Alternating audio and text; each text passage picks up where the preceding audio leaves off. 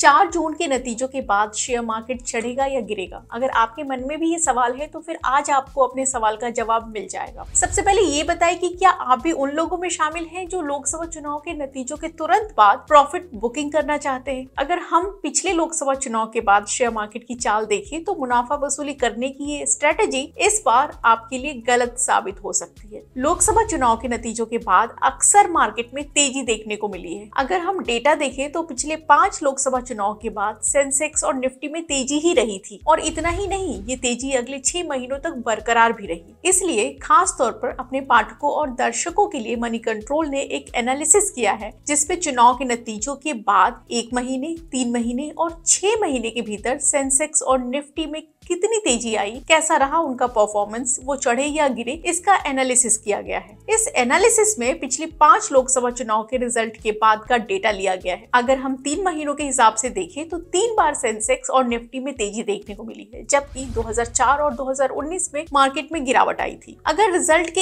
1 साल के बाद के पीरियड को देखा जाए तो 2 बार ऐसा हुआ है, यानी कि 1999 और 2019 में ऐसा हुआ है जब सेंसेक्स और निफ्टी में गिरावट आई थी, जबकि 2020 में आई गिरावट की वजह कोविड था। अभी कुछ हफ्ते पहले की बात है जब ये अनुमान लगाया जा रहा था कि इस बार लोकसभा चुनाव के नतीजों के बाद मार्केट में गिरावट आ सकती है, लेकिन हुआ इसका ठीक उल्टा। निफ्टी 50 इस साल मई में 22,000 से लेकर के 23,000 तक के हाई पर पहुंच गया। शेयर खान में कैपिटल मार्केट स्ट्रेटेजिस्ट गौरव दुआ ने कहा है कि इस बार लोकसभा चुनाव के नतीजों के बाद गिरावट का अनुमान लगाया जा रहा है। हालांकि उनका भरोसा है कि स्टॉक्स से मुनाफा कमाने के लिए लोकसभा चुनाव के मौके का इंतजार करना ठीक नहीं है। उनका ये भी कहना है कि इस बार नतीजों के बाद उतार चढ़ाव दिख सकता है, लेकिन बाजार में कोई बहुत बड़ी गिरावट आने का खतरा नहीं है। ऐसे में सवाल ये है कि रिटेल इन्वेस्टर्स को क्या करना चाहिए। गौरव दुआ का मानना है कि मार्केट में 1-2 बार 2 से लेकर 5% तक की गिरावट दिख सकती है। इस बार मार्च में भी मार्केट में ऐसी गिरावट दिखी थी, इसलिए लोकसभा चुनाव के नतीजे आने के बाद मार्केट में उतरने की स्ट्रेटेजी का कोई फायदा नहीं है। जियोजित फाइनेंशियल के senior vice president Gaurang Shah ने कहा है कि निवेशकों को चुनाव के नतीजों पर ध्यान दिए बगैर लॉन्ग टर्म के लिए निवेश करना चाहिए। सिर्फ चुनाव के नतीजों के आधार पर निवेश के फैसले लेना बिल्कुल ठीक नहीं है।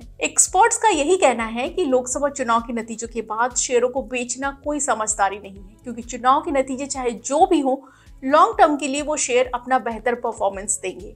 उन्होंने कहा कि अगर बीजेपी तीसरी बार सरकार बनाने में कामयाब होती है तो बाजार में तेजी आएगी, और अगर ऐसा नहीं होता है तो गिरावट के आसार हैं। लेकिन ये गिरावट बहुत लंबी अवधि के लिए नहीं होगी। ये गिरावट एक मौका होगा जब आप अच्छे स्टॉक्स में एंट्री कर सकते हैं। लेकिन क्या आपको इस बात का अंदाजा है कि अगर चुनाव के नतीजे उम्मीद से उलट रहे तो शेयर मार्केट कितना गिरेगा? इस बारे में मार्केट एक्सपर्ट राजेश भाटिया का कहना है कि अगर ये सरकार फिर से सत्ता में नहीं आती है तो मार्केट में 10 से 15% की गिरावट देखी जा सकती है। हालांकि फिलहाल मार्केट का मूड पॉजिटिव है, लेकिन बाजार का मूड तुरंत बदल भी सकता है। 2019 के अंत में जब कोविड की सुगबुगाहट हुई तो मार्केट को इस बात का भरोसा नहीं था कि कोविड का असर इकोनॉमी पे बहुत ज्यादा होगा, लेकिन हुआ इसका उल्टा।